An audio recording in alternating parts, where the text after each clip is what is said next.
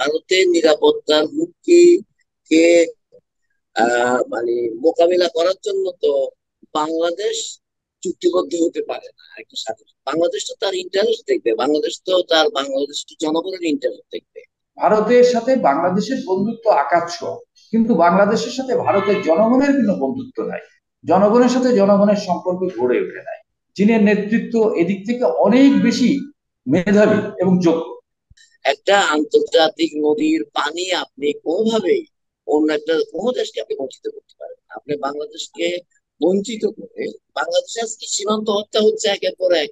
আপনি কোনো কথা বলতে পারছেন যে গত 15, 16, 17 বছর ধরে বাংলাদেশে যে গণতন্ত্রহীনতা চলছে, সেটা যারা আজকে ট্রেন সুযোগ দিচ্ছেন, মংলা পোর্টের দায়িত্ব নিতে চান, চট্টগ্রাম পোর্টকে নিজেদের মতো ব্যবহার করছেন, এইভাবে তারা এই কাজটি করছে। সংসদের এই যে চলতি সংসদের তৃতীয় অধিবেশন শেষ হলো, এবং এটা বাজেট অধিবেশন দিয়ে এটা শুরু হয়েছিল। তারপরে আজকে প্রধানমন্ত্রীর আহ, ভাষণের মধ্যে দিয়ে এটা শেষ হলো, এবং তিনি প্রশ্ন উত্তরে অনেকগুলি উত্তর দিয়েছেন। তার মধ্যে সবচেয়ে বেশি যেটা দৃষ্টি আকর্ষণ হয়েছে আমার, সেটা হচ্ছে যে তিনি বলেছেন যে ট্রানজিট দেয়া কি কি ক্ষতি হচ্ছে, ট্রানজিট দিলে আসলে কি ক্ষতি হচ্ছে। এবং এই প্রসঙ্গে বলতে গিয়ে তিনি বিভিন্ন বিষয়ের অবতারণা করেছেন। তিনি বলেছেন, আমি তথ্যগুলি আপনাদেরকে দিচ্ছি। সেটা হলো যে তিনি বলেছেন যে সাবেক রাষ্ট্রপতি জিয়াউর রহমান, এইচ এম এরশাদ এবং সাবেক প্রধানমন্ত্রী খালেদা জিয়া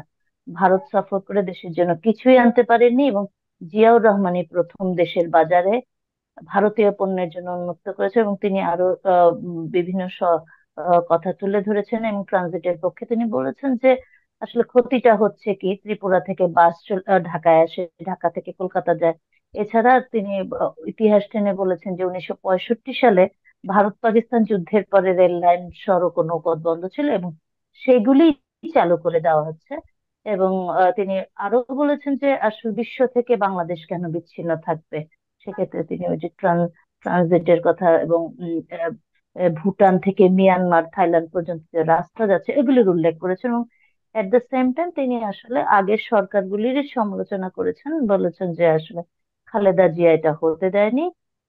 এবং গ্যাস গ্যাস যদি ভারত, চীন, জাপানের বিনিয়োগ ছিল মিয়ানমারে গ্যাস ক্ষেত্রে, সেখানে এই গ্যাসটা যদি বাংলাদেশের ভেতর দিয়ে যেত, সে পার্বত্য চট্টগ্রাম অঞ্চলে গ্যাসের অভাব হতো না।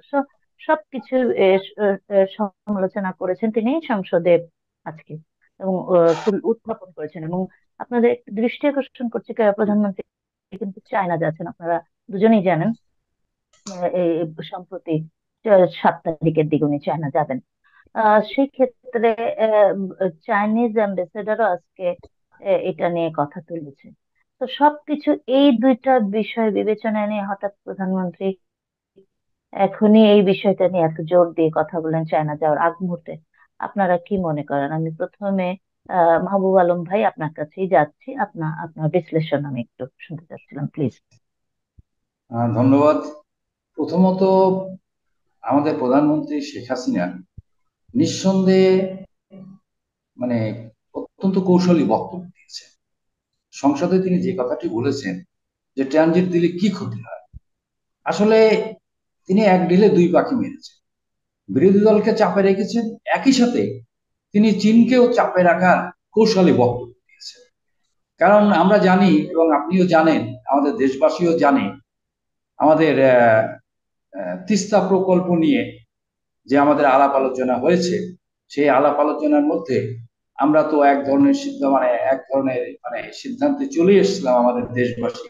কারণ আপনি জানেন, এই তিস্তা প্রকল্প কিন্তু এমনি এমনি হয় না। সরকার কিন্তু এই তিস্তা প্রকল্প বাস্তবায়নের চিন্তা, এটা কিন্তু ওই অঞ্চলের মানুষের ব্যাপক আন্দোলনের ফলশ্রুতি। তা যাই হোক, আন্দোলনের কারণে আমরা অনুরোধ করেছিলাম, চায়না প্রস্তাব দিয়েছিল, তারা এখানে মানে কাজ করতে আগ্রহ প্রকাশ করেছিল। কিন্তু আমরা দেখলাম ভারত সফরে যে সেখানে ভারতের পক্ষ থেকে বলা হলো যে না, আমরা এই চেষ্টা করে দেবো, আমরা এই সবকিছু করে দেবো, আমরা টিম পাঠাবো, ইত্যাদি ইত্যাদি, আমরা সবকিছু। অর্থাৎ সমস্ত দৃষ্টিটা অন্যদিকে নিয়ে নেওয়া।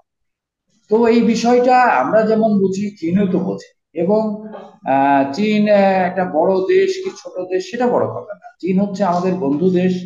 এবং আজকের বিশ্বে চীন হলো অর্থনৈতিকভাবে মানে বিশ্বের তৃতীয় অর্থনৈতিক দেশ। এবং তার একটা বড় প্রকল্প তারা বাস্তবায়ন করছে, বেল্ট অ্যান্ড রোড ইনিশিয়েটিভ।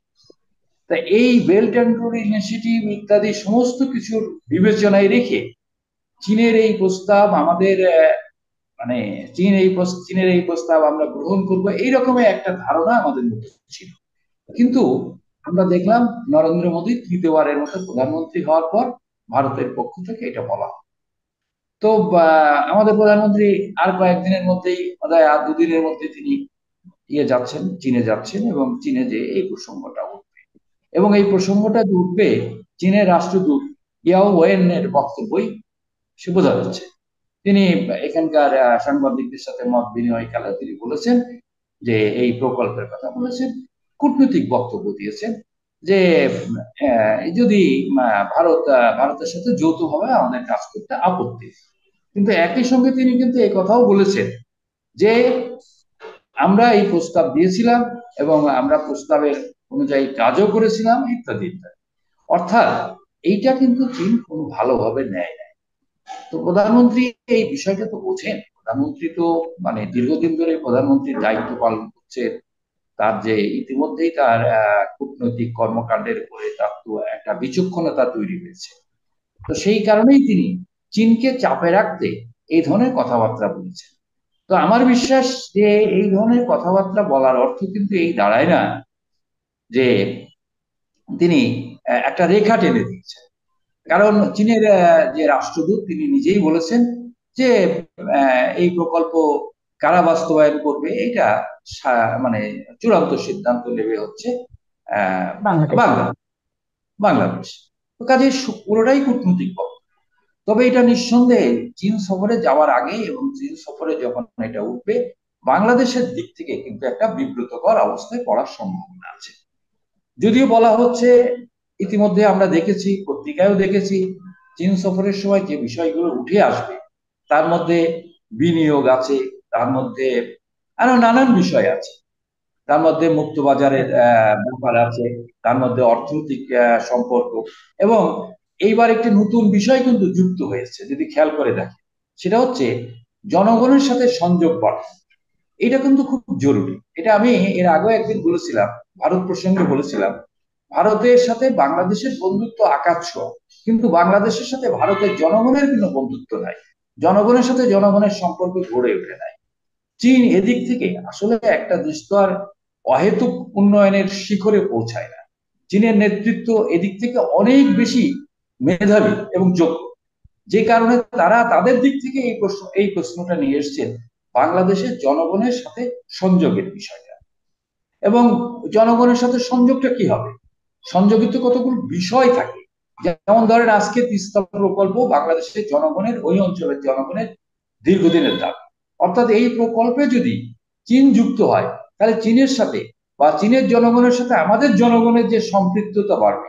কিন্তু এই প্রকল্পে যদি ভারত যুক্ত হয় তাহলে কিন্তু সেই সম্পৃক্ততা হবে না, কারণ সেটা হবে ভারতের সরকারের সাথে আমাদের সরকারের বন্ধুত্ব। কারণ আমাদের ওই অঞ্চলের জনগণেরও কিন্তু এটা প্রত্যাশা নিতে দেয়। কারণ জনগণের আন্দোলনের প্রেক্ষিতে যখন চীনেরা টেকনিক্যাল কমিটি নিয়ে ওইখানে গেছে, সম্ভবত যাচাই করেছি, তার মধ্যে যে প্রত্যাশা তৈরি হয়েছে, কিন্তু যখন ভারতের টেকনিক্যাল কমিটি আসবে এই প্রত্যাশার মধ্যে কিন্তু জল ঢেলে দেওয়া হবে। কারণ এর ফলে ওই এলাকার জনগণও জানে এবং আপনিও জানেন, আমরাও জানি যে এই যে টেকনিক্যাল কমিটি আসবে এটা কালক্ষেপণ করা, অর্থাৎ তিস্তার প্রকল্প বাস্তবায়ন যেটা আগামী আগামী 2-3 বছরের মধ্যে হতে পারতো সেটা আগামী 10 বছরও হবে না, অর্থাৎ এটা 12 হাত জলের মধ্যে পড়ে যাবে। তো এই যে বিষয়টা, এখানে চীন যে জনগণের সাথে সংযোগের বিষয়টা এটা দিয়েছে, এটা খুবই ভালো প্রস্তাব।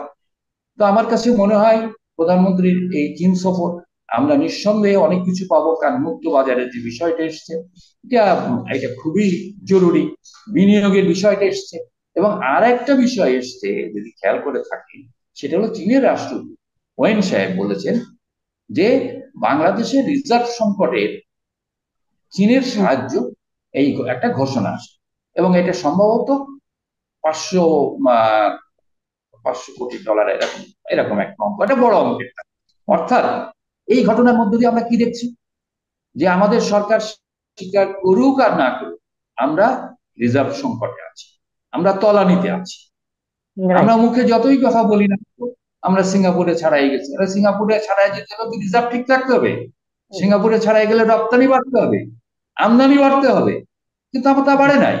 অর্থাৎ এই ঘটনার মধ্য দিয়ে এটা আবারও প্রমাণিত হলো আমাদের রিজার্ভ তলানি, অর্থাৎ আমাদের পকেট ফুটো। তো এই ফুটো পকেটকে তারা পূর্ণ করে দিতে চাচ্ছে চায়না। তো এই ক্ষেত্রে হ্যাঁ, চায়নার সেই যোগ্যতা আছে, কিন্তু এটা কিন্তু ভারত পারবে না, ভারতের পক্ষে সম্ভব জি না। মহোদয়। কাজেই আমাদের বন্ধুত্বের জি ক্ষেত্রে, মহোদয়, আমি আমাদের বুঝতে যোগাযোগের পেরেছি। ক্ষেত্রে, জি বুঝতে যোগাযোগ পেরেছি। যোগাযোগের ক্ষেত্রে আমাদের চীনের যে সাথে সম্পর্কের যে ব্যাপারটা, সম্পর্ক উন্নয়ন, আমি মনে করি না যে এই সম্পর্ক উন্নয়নে চীনকে কোনো অবস্থায় বিব্রত করা উচিত হবে না। আর একটা কথা জি প্রধানমন্ত্রী বলেছেন যে আমরা trans Asian railway, trans Asian রোডওয়েতে যুক্ত হতে চাই, এটা খুব ভালো কথা। কিন্তু প্রধানমন্ত্রী যে কথা বলেন নাই, trans Asian railway, trans Asian সড়ক পথে যোগাযোগ হওয়া আর ভারতের সাথে যে আমরা ট্রানজিট দিচ্ছি, এটা এক বিষয় না। হ্যাঁ, ভাই, আমি বুঝতে পেরেছি আপনার কথা, থ্যাংক ইউ ভেরি মাচ। আমি একটু সবুজ ভাইয়ের কাছে যাচ্ছি। সবুজ ভাই, আপনি শুনতে পেলেন মাহবুব ভাইয়ের কথা এবং আমার প্রশ্ন শুনেছেন।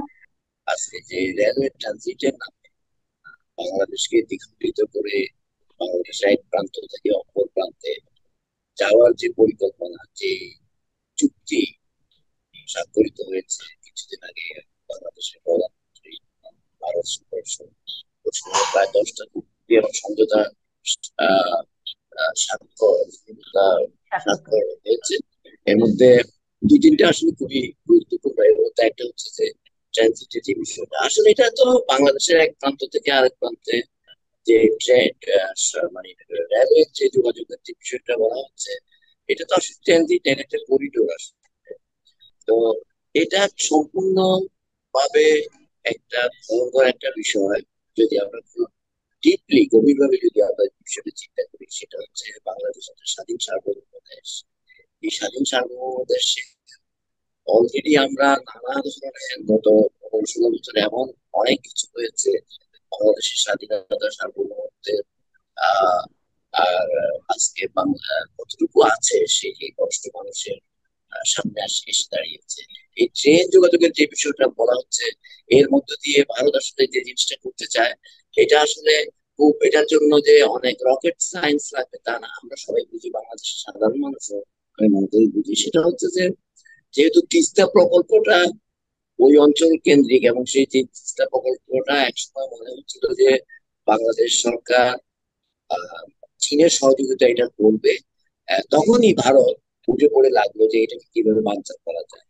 এবং তারই পরিকল্পনার অংশ হিসাবে এই ট্রেন ট্রানজিটটাকে তারা এক জায়গা থেকে আরেক জায়গায় নিয়ে যেতে চায়। কারণ এখানে আপনারা জানেন যে ভারতের যে চিকেন নেক, যে যেটা আপনারা সবাই জানেন, যে চিকেন নেক যেটা বাংলাদেশে ভারতের 7টি অঞ্চলের সঙ্গে মানে যেটা সংযোগ, এই চিকেন নেক নিয়ে ভারত সবসময় শঙ্কিত থাকে। এবং এই চিকেন নেকের কাছাকাছি তিস্তা প্রকল্প যদি চীন বাস্তবায়িত করে, তাহলে বিষয়টা এমন দাঁড়ায় যে চিকেন নেকের খুব কাছাকাছি চীনের একটা অবস্থান তৈরি হয়। এটা ভারত কোনোভাবেই মেনে নিতে চায় না। তারা মনে করে যে তারা এটা তাদের নিরাপত্তার জন্য। সেটা যদি ভারতের নিরাপত্তার হুমকি হয়ে দাঁড়ায়, ভারতের নিরাপত্তার হুমকি কে মানে মোকাবিলা করার জন্য তো বাংলাদেশ চুক্তিবদ্ধ হতে পারে না একটা সাথে। বাংলাদেশ তো তার ইন্টারেস্ট দেখবে, বাংলাদেশ তো তার বাংলাদেশ জনগণের ইন্টারেস্ট দেখবে।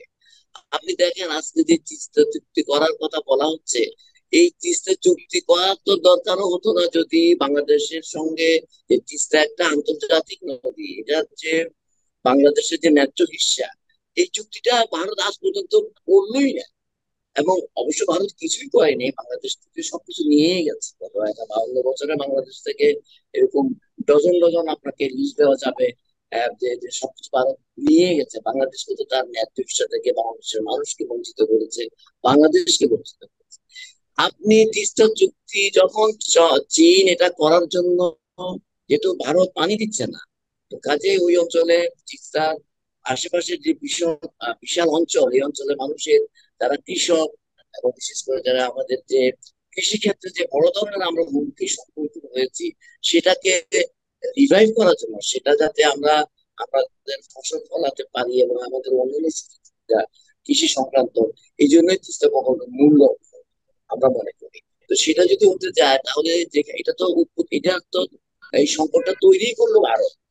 একটা আন্তর্জাতিক নদীর পানি আপনি কোনোভাবেই অন্য একটা কোনো দেশকে আপনি বঞ্চিত করতে পারেন না। আপনি বাংলাদেশকে বঞ্চিত করে আপনি যখন বাংলাদেশ যখন রূপায়িত না চীনের সঙ্গে ওই সমস্যার সমাধান, পানি না পাওয়ার সমস্যাটার সমাধান করতে চাইলো, মানে যখন বর্ষাকালে পানিকে ধরে রাখা এবং যখন শীতকাল যখন শুষ্ক মৌসুম থাকে তখন এই পানি ব্যবহার, এই যে বিষয়টা আর কি সাধারণ হিসেবে সেই সেটা আপনি এখন আপনি করতে দিচ্ছেন না, কারণ এর মধ্যে যখন চীন যখন এটার মধ্যে মানে জড়িয়ে পড়লো কিছুদিন ইনভলভ আগে, হলো। ভারত এসে বললো যে তারা এই চুক্তিতে, তারা তিস্তা প্রকল্পে নিজেদেরকে সংশ্লিষ্ট করতে চায় এবং তারা কিছুদিন পরে কারিগরি টিম বানাবে।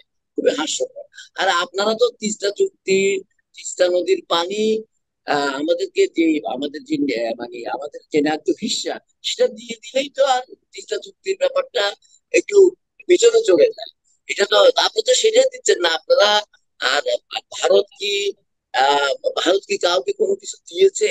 কোনো নজির আছে বাংলাদেশকে? তারা কিভাবে তিস্তা চুক্তির মতো এত বড় একটা চুক্তি, এটা হচ্ছে চীন যাতে এই অঞ্চলে এই তিস্তা চুক্তি প্রকল্পটা বাস্তবায়িত করতে না পারে এবং সেই জন্য এটা করে। কিন্তু নিজেরা অথচ এটাকে বাধা দিচ্ছে একদিকে, অন্যদিকে রেলের রেল সংযোগের নামে করিডোর নিয়ে নিল। এই যে রেল সংযোগের নামে করিডোর নিয়ে যে যেটা কিছুদিনের মধ্যে শুরু হবে বলে বলা হচ্ছে এবং যেটা বাংলাদেশের মানুষ এটার বিরুদ্ধে অবস্থান নিয়েছে বলে আমি মনে করি, সেই আপনি বাংলাদেশকে কতটুকু ঝুঁকির মধ্যে, অলরেডি বাংলাদেশ তো এমনি নানাভাবে ঝুঁকির মধ্যে পড়ে আছে, এর মধ্যে এটাকে আরো মানে এই সংকটকে আরো গভীর করার জন্য, আরো একগভীর করার জন্য আপনি এই যে প্রকল্পটা বাংলাদেশের যেটা যেটা সংসদে আলোচনা করবো, যেখানে বাংলাদেশের মানুষের কোনো সামান্যতম কোনো সমর্থন নাই, সেখানে আপনি এই ধরনের একটা প্রকল্প বাস্তবায়ন, এই ধরনের ট্রেন সংযোগ দিয়ে করিডোর দিয়ে দিচ্ছেন। সেই সংযোগ এখানে যদি আজকে এমন ভবিষ্যতে যদি এমন অবস্থার উদ্ভব হয়, এই কথাগুলি নানাভাবে বিভিন্ন সময় আলোচনা হয়েছে, তারপর আমি রিপিট করছি।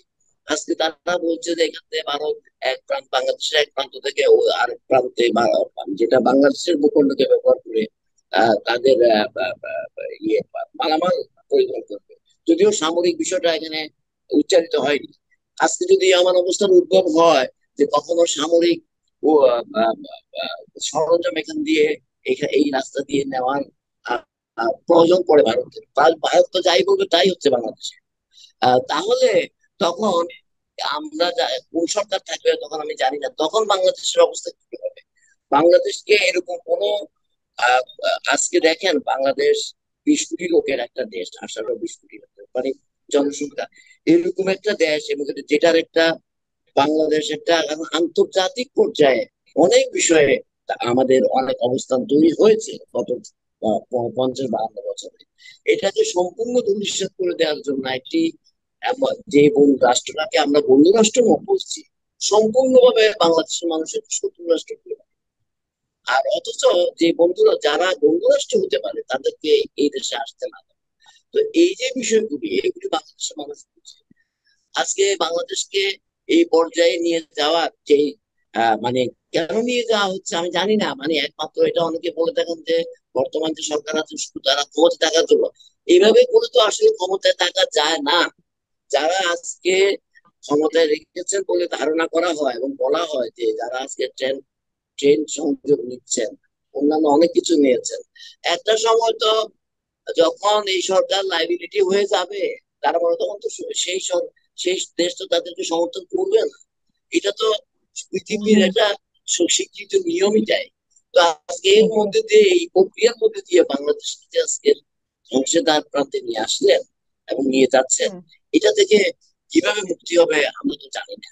আজকে দেখেন ভারত এই যে টেনশন একের পর এক, এর আগে চট্টগ্রাম বন্দর দিয়ে দেওয়া হলো। আমি যেটা বলতে চাই যে একের পর এক বাংলাদেশে আজকে সীমান্ত হত্যা হচ্ছে একের পর এক, আপনি কোনো কথা বলতে পারছেন না। বাংলাদেশে আজকে বাংলাদেশের 20 লক্ষ প্রায় বা 15-20 লক্ষ ভারতীয় নাগরিক উইদাউট অনেকেই যাদের কোনো কাগজপত্রই নাই এখান থেকে মানে মিলিয়ন বিলিয়ন ডলার আপনার নিয়ে যাচ্ছে, সেটা নিয়ে কোনো অবস্থানে বাংলাদেশের মানুষ চাকরি পাচ্ছে না। আপনি এই দেশের প্রতিটি অঙ্গ, বাংলাদেশের একটা রাষ্ট্র হিসেবে একটা রাষ্ট্রের যতগুলি প্রতিষ্ঠান থাকে প্রত্যেকটা অংশ এই ধ্বংস করে দেওয়া হচ্ছে। এবং বাংলাদেশের মানুষ মনে করে যে গত 15, 16, 17 বছর ধরে বাংলাদেশের যে গণতন্ত্রহীনতা চলছে, সেটা যারা আজকে ট্রেন সংযোগ দিচ্ছেন, মংলা পোর্টের দায়িত্ব নিতে চান, চট্টগ্রাম পোর্টকে নিজেদের মতো ব্যবহার করছেন, এইভাবে তারা এই কাজগুলি করছে। তারা বাংলাদেশের মানুষের বিরুদ্ধে অবস্থান নিয়েছে। যারা বা যে দেশ, কোনো দেশ যদি বাংলাদেশের মানুষের বিরুদ্ধে অবস্থান নেয়, বাংলাদেশের বিরুদ্ধে অবস্থান নেয়, সেই দেশ কিভাবে বাংলাদেশের বন্ধু হতে পারে এটা আমার মাথায় আসে না। তো কাজেই আজকে এই ট্রেন সংযোগের নামে যে করিডোর দিয়ে দেওয়া হচ্ছে, সেটা আমি মনে করি বাংলাদেশের দেশপ্রেমিক জনগণ সেটা লিখে দেওয়া উচিত। এবং সেভাবেই আপনার কর্মপরিকল্পনা বা কিছু প্রতিবাদ হচ্ছে। আমি মনে করি রাজনৈতিক দলগুলি সহ সারা বাংলাদেশের মানুষ, এটা শুধু রাজনৈতিক সমস্যা নয়, এটা সারা বাংলাদেশের মানুষের সমস্যা। জি, তাদেরকে আপনি ঠিকই এক এক বলেছেন যে আসলে এটা রাজনৈতিক নামাতে সমস্যা না, চেয়েছে, এটা হলো দেশের মানুষের বাংলাদেশের সমস্যা, মানুষের দেশের সমস্যা। সার্বভৌমত্বের তাদের সমস্যা। এই সমস্যা তো সমাধানে আমাদের সবাইকে ঝাঁপিয়ে পড়তে হবে। এখানে জি আমার দেশ থাকলে আমরা গণতন্ত্রের কথা চিন্তা করতে পারবো। আমার দেশ থাকলেই আমরা আমার আহ, বাংলাদেশের মানুষের কল্যাণের কথা ভাবতে পারবো। আমার দেশে যদি ঠিক মতো না থাকে, আমার দেশের সার্বভৌমত্ব যদি না থাকে, স্বাধীনতায় যদি বস্তি বিপন্ন হয়ে যায়, তখন তো আমার কিছুই থাকবে না। কাজে এটা তো অত্যন্ত গুরুত্ব সিরিয়াস একটা বিষয়। আজকে বাংলাদেশ খুবই ভয়াবহ দুর্যোগের মধ্যে পড়েছে। জি, কাজেই সবুজ ভাই, ধন্যবাদ আপনি আপনাকে। আপনি কি আমি বুঝতে বলতে চাই পেরেছি যে আপনার বাংলাদেশের কথাটা। মানুষ এগুলো বুঝে বাংলাদেশের মানুষকে এখন রাস্তায় নেমে আসতে হবে। জি, থ্যাংক ইউ ভেরি মাচ। আপনাদের দুজনকে ধন্যবাদ। এবং প্রধানমন্ত্রী চীন সফরের পরে আমরা আসলে বিষয়টা পুরোপুরি ক্লিয়ার হব।